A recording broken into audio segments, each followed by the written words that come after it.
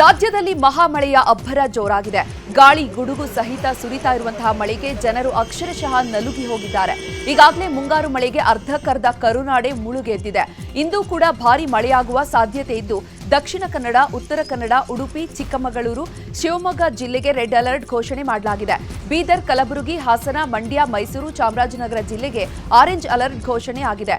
ಇನ್ನು ಬೆಳಗಾವಿ, ಗದಗ, ಕೊಪ್ಪಳ, ರಾಯಚೂರು, ಬಳ್ಳಾರಿ, ದಾವಣಗೆರೆ, ಬೆಂಗಳೂರು, ರಾಮನಗರ, ಬೆಂಗಳೂರು ಗ್ರಾಮಾಂತರ ಜಿಲ್ಲೆಗಳಿಗೆ ಯೆಲ್ಲೋ ಅಲರ್ಟ್ ಘೋಷಣೆ ಮಾಡಲಾಗಿದೆ.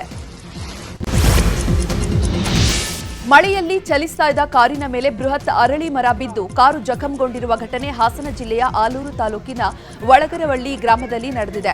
ಕಾರಿನ ಮಧ್ಯಭಾಗಕ್ಕೆ ಮರ ಬಿದ್ದಿದ್ರಿಂದ ಚಾಲಕ ಪ್ರಾಣಾಪಾಯದಿಂದ ಪಾರಾಗಿದ್ದಾರೆ. ಇನ್ನು ಬಿಟ್ಟು ಬಿಡದೆ ಸುರಿತಾ ಇರುವಂತಹ ಮಳೆಗೆ ಹಾಸನ ಜಿಲ್ಲೆ ತೊಯ್ದು ತೊಪ್ಪೆಯಂತಾಗಿದೆ. ಜೋರು ಮಳೆಗೆ ರಸ್ತೆಗಳೆಲ್ಲ ಕೆರೆಯಂತಾಗಿದ್ದು ವಾಹನ ಸವಾರರು ಪರದಾಡುವಂತಾಗಿದೆ. ಹಾಸನದಲ್ಲಿ 200 ಮಿಲಿಮೀಟರ್ಗೂ ಅಧಿಕ ಮಳೆಯಾಗಿದೆ ಅಂತ ಹವಾಮಾನ ಇಲಾಖೆ ಮುನ್ಸೂಚನೆ ಕೊಟ್ಟಿದೆ.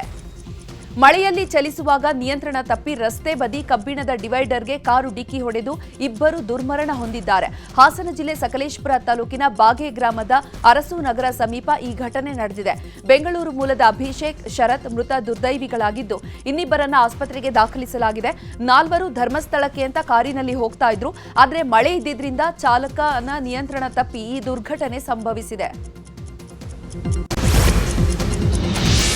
ಮಂಗಳೂರಿನಲ್ಲಿ ಮಳೆರಾಯ ಅಬ್ಬರಿಸುತ್ತಿದ್ದಾನೆ. ಧಾರಾಕಾರವಾಗಿ ಸುರಿತಾ ಇರುವಂತಹ ಮಳೆಗೆ ಜನ ಮನೆಯಿಂದ ಹೊರಬರಲು ಹೆದರುವಂತಾಗಿದೆ. ಹೀಗಾಗಿ ಮುಂಜಾಗ್ರತಾ ಕ್ರಮವಾಗಿ ಇಂದು ಹಾಗೂ ನಾಳೆ ಅಂಗನವಾಡಿ ಕೇಂದ್ರಗಳಿಗೆ ರಜೆ ಘೋಷಣೆ ಮಾಡಲಾಗಿದೆ. ಜೊತೆಗೆ ಜಿಲ್ಲೆಯ ಎಲ್ಲ ಸರ್ಕಾರಿ, ಖಾಸಗಿ ಹಾಗೂ ಅನುದಾನಿತ ಶಾಲಾ ಕಾಲೇಜುಗಳಿಗೆ ರಜೆ ನೀಡಿದ್ದು ಜಿಲ್ಲೆಗೆ ರೆಡ್ ಅಲರ್ಟ್ ಘೋಷಣೆ ಮಾಡಲಾಗಿದೆ. ಇನ್ನು ಮಂಗಳೂರಿನ ಕೆಲ ಏರಿಯಾಗಳು ಜಲಾವೃತವಾಗಿದೆ. ಹೂಳೆತ್ತದ ಹಿನ್ನೆಲೆಯಲ್ಲಿ ರಾಜಕಾಲುವೆಗಳು ಭರ್ತಿಯಾಗಿ ರಸ್ತೆ ಮೇಲೆ ನೀರು ಹರಿತಾ ಇದೆ. ಇಂದು ಕೂಡ ಭಾರೀ ಮಳೆಯ ಮುನ್ಸೂಚನೆ ಇದ್ದು ನೆರೆ ಭೀತಿ ಉಂಟಾಗಿದೆ. ಕಾಸರಗೋಡು ಜಿಲ್ಲೆಯಲ್ಲಿ ಧಾರಾಕಾರ ಮಳೆ ಮುಂದುವರೆದಿದೆ. ಬಿಟ್ಟು ಬಿಡದೆ ಬೀಳ್ತಾ ಇರುವಂತಹ ಮಳೆಗೆ ಪೆರ್ಲಾ ಸಮೀಪ ಭೂಕುಸಿತವಾಗಿದೆ.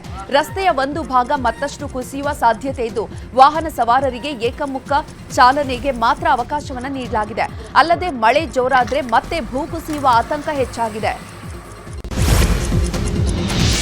ಮೈಸೂರಿನ ಹಲವೆಡೆ ಮಳೆ ಮುಂದುವರೆದಿದೆ. ಜೋರು ಮಳೆಯಿಂದಾಗಿ ಅವಾಂತರಗಳು ಆಗ್ತಾ ಇರುವ ಹಿನ್ನೆಲೆ ಮುಂಜಾಗ್ರತಾ ಕ್ರಮವಾಗಿ ಮತ್ತು ಮಕ್ಕಳನ್ನ ಆರೋಗ್ಯ ಹಿತದೃಷ್ಟಿಯಿಂದಾಗಿ ಅಂಗನವಾಡಿ ಕೇಂದ್ರಗಳಿಗೆ ರಜೆಯನ್ನ ನೀಡಲಾಗಿದೆ. ನಿನ್ನೆಯೂ ಕೂಡ ರಜೆ ನೀಡಿದ್ದು ಇಂದು ಕೂಡ ರಜೆ ಘೋಷಿಸಿ ಡಿಸಿ ಲಕ್ಷ್ಮೀಕಾಂತ್ ರೆಡ್ಡಿ ಆದೇಶವನ್ನ ಹೊರಡಿಸಿದ್ದಾರೆ. ಕರಾವಳಿ ಭಾಗದಲ್ಲಿ ವರುಣದೇವ ಅಬ್ಬರಿಸಿ ಬೊಬ್ಬಿರಿಯುತ್ತಿದ್ದಾನೆ. ಭಾರೀ ಮಳೆಗೆ ಭಟ್ಕಳ ತುದಿಯಿಂದ ಕಾರವಾರದ ಮಾಜಾಳಿಯವರೆಗೂ ಕೂಡ ಕಡಲ ಕೊರೆತದ ಸಮಸ್ಯೆ ಎದುರಾಗಿದೆ. ಪ್ರತಿ ವರ್ಷದ ಮಳೆಗಾಲದಲ್ಲಿಯೂ ಕೂಡ ಕಡಲ ತಡಿ ನಿವಾಸಿಗಳಿಗೆ ಜೀವ ಕೈಯಲ್ಲಿ ಹಿಡಿದು ಬದುಕುವ ದುಸ್ಥಿತಿ ಬಂದೊದಗುತ್ತೆ. ಸಮಸ್ಯೆಗೆ ಶಾಶ್ವತ ಪರಿಹಾರ ಮಾತ್ರ ಸಿಕ್ಕಿಲ್ಲ. ಯಾವಾಗ ಬೇಕಾದರೂ ಸಮುದ್ರದ ನೀರು ಜನವಸತಿ ಪ್ರದೇಶಕ್ಕೆ ನುಗ್ಗುವ ಆತಂಕ ಶುರುವಾಗಿದೆ.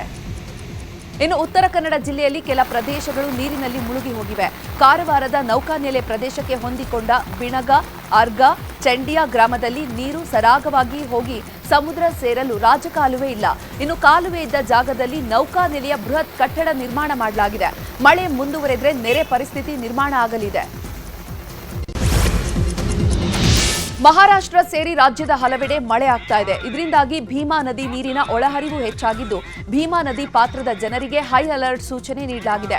ನದಿ ಪಾತ್ರದ ಜನ, ಜಾನುವಾರುಗಳು ನದಿಯತ್ತ ತೆರಳದಂತೆ ಭೀಮಾ ತೀರದ ಗ್ರಾಮಗಳಲ್ಲಿ ಡಂಗೂರ ಸಾರಿ ಎಚ್ಚರಿಕೆಯನ್ನು ನೀಡಿದ್ದಾರೆ. ಕಲಬುರಗಿಯಲ್ಲೂ ಕೂಡ ಮಳೆ ಅಬ್ಬರಿಸ್ತಾ ಇದೆ. ಕಲಬುರಗಿ ನಗರ ಸೇರಿದಂತೆ ಜಿಲ್ಲೆಯಾದ್ಯಂತ ಭಾರೀ ಮಳೆಯಾಗ್ತಾ ಇದೆ. ಭಾರೀ ಮಳೆಯಿಂದಾಗಿ ಹಳ್ಳ ಕೊಳ್ಳಗಳು ತುಂಬಿ ಹರಿತಾ ಇದೆ. ನಿಂಬರ್ಗ ಗ್ರಾಮದ ಹಳ್ಳದಲ್ಲಿ ಅಪಾಯದ ಮಟ್ಟವನ್ನ ಮೀರಿ ನೀರು ಹರಿತಾ ಇದೆ. ಹಲವೆಡೆ ಸಣ್ಣಪುಟ್ಟ ಸೇತುವೆಗಳು ಮುಳುಗಡೆಯಾಗಿದೆ. ಆಳಂದ, ಗಾಣಗಾಪುರ ಮತ್ತು ಕಲಬುರಗಿ ನಿಂಬರ್ಗ ಗ್ರಾಮದ ರಸ್ತೆ ಸಂಪರ್ಕ ಕಡಿತವಾಗಿದೆ.